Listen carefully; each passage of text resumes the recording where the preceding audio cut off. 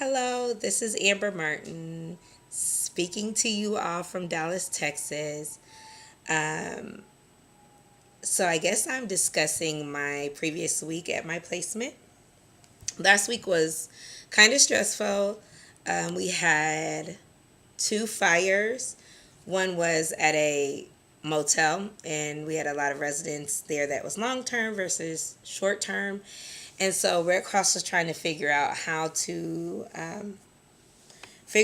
give out funding because this is not necessarily an apartment um, where people will stay there or have a lease of like 6 months or a year or whatever.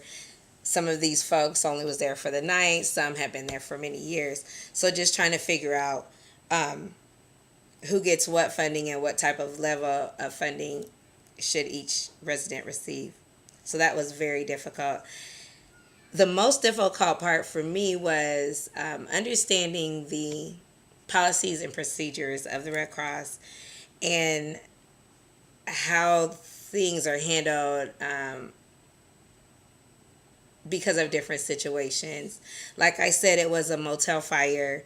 Normally, if it was an apartment fire, everybody would have been deemed unlivable, and therefore they would have got more money for a hotel for the night, for emergency type things like that. But with this motel, everybody was deemed livable, which means they receive less money and they don't receive all the other benefits for housing, temporary housing. They all receive $50 per person in your household to grab a little bit of food, maybe some clothes if you lost everything. And we had many people that had been there, that was their permanent resident, although it is a motel, and they had lost everything in it. And just really trying to understand and keep a poker face when I'm sitting in meetings and people are discussing, and I'm very familiar with the demographic that lives in the motel. It's near my place of employment, so I know it's more lower income individuals, maybe some substance abuse, things like that. So I thought it was really kind of disheartening that the American Red Cross wouldn't do more, just because of the type of unit that the folks lived in. I still felt that should not matter, in particular for the people who live there on a full time basis. But I don't run the Red Cross, so I'm just the intern, so I was just there to learn.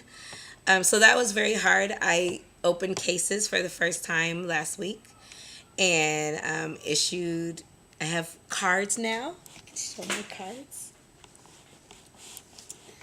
I have cards now to issue for emergencies, as we open new client cases or, well, these are really for new client cases because if they already have a case, they would already have a debit card. They're debit cards that American Red Cross puts money on for disaster relief or emergency services, disaster relief services. Um, so I got my cards last week and I was able to open up cases. I met with the mom who had a 16-year-old daughter whose child did not want to go to school because all her clothes was in the motel. And so she was very appreciative. They ended up receiving $150, which was for $50 for three people in their household. She was very appreciative. She told me she knew I was new. She knew I was an intern because I was all smiley and helpful. And any other time she's dealt with Red Cross, people have been kind of mean. So I felt really good about that. And I hope that doing this work more, it doesn't make me like the people that she may be referring to. This is new. This is the first time I'm actually really doing direct case management and really managing, helping people get on their feet. So I hope that my newness, I'm going to keep that in my mind, what she said. So as I continue on my career, and if this is the direction that I take and do case management, that I will always remember to be happy and nice and show empathy and show that I care and try to help out as much as I can. Now, my question for the class is, at your agency, where you're working, if there is a policy that you don't necessarily agree with, would you go to the powers that be, your on-site supervisor or even the CEO, and discuss this with them and give them reasons on why you think this policy should be different once you do your research? Or would you just not say anything and just go with the journey of your internship? Thank you. Look forward to hearing your responses. Have a good evening.